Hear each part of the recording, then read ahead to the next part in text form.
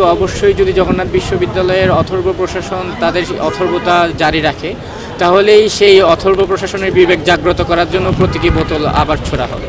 গত বছরের আমাদের 3টি দফা নিয়ে আমরা লং মার্চ টু যমুনা আন্দোলন করেছিলাম। সেখানে সামহাও আমার হাত থেকে একটি বোতল গিয়ে উপদেষ্টা মাহফুজ আলমের মাথায় পড়েছিল। তারপর থেকে জগন্নাথ বিশ্ববিদ্যালয়ে আমাকে সবাই বোতলকাণ্ডের নায়ক বা লং মার্চ টু যমুনার আন্দোলনের নায়ক বলে জানে। আচ্ছা, আমি যখন লং মার্চ টু যমুনার আন্দোলনকে ঘিরে দীর্ঘ সময় ধরে গুম ছিলাম, সেই গুম থাকার সময় জগন্নাথ বিশ্ববিদ্যালয়ের শিক্ষার্থীরা এবং অনেক শিক্ষকগণ শিক্ষিকাগণ আমার ভবিষ্যৎ হোক নিরাপদ, বিনিয়োগ হোক বিশ্বস্ত, আর আমার পছন্দ সল্ট বে। ওয়েলকাম টু সল্ট বে। পাশে এসে দাঁড়িয়েছিলেন যারা আমাকে চিনেন না অবধি। সেই কৃতজ্ঞতার জায়গা থেকেই যে আমার কাজ করার অনুপ্রেরণা, যে আমি যোগসু হচ্ছে একটা পারফেক্ট প্ল্যাটফর্ম। এই প্ল্যাটফর্মে আমি জগন্নাথ বিশ্ববিদ্যালয়ের সাধারণ শিক্ষার্থীদের জন্য এবং জগন্নাথ বিশ্ববিদ্যালয়ের পরিবেশ উন্নয়নের জন্য আমি কাজ করতে পারবো। সেই অনুপ্রেরণা থেকে কার্যনির্বাহী সদস্য পদে প্রতিদ্বন্দ্বিতা করছি যোগসুতে।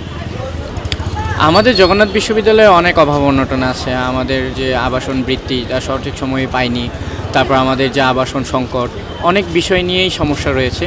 এই কাজগুলো নিয়ে সকলেই কাজ করার জন্য আগ্রহ প্রকাশ করে। আমি তো এই কাজগুলো নিয়ে কাজ করবই, কিন্তু আমার স্পেশাল লক্ষ্য থাকবে আমি একটা sustainable strong skill development wing করে তুলতে চাই, যার মধ্যে দু একটা ভাষা শিক্ষা এবং সফটওয়্যার স্কিল ডেভেলপমেন্ট এই প্রোগ্রামগুলো থাকবে।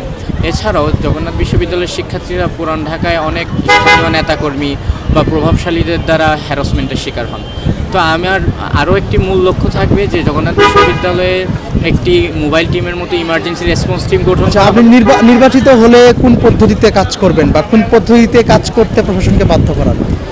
আমি যদি নির্বাচিত হই তাহলে অবশ্যই প্রশাসনের সাথে কোঅপারেটিভ করে কাজ করব এবং কাজ করার জন্য প্রচেষ্টা চালাবো।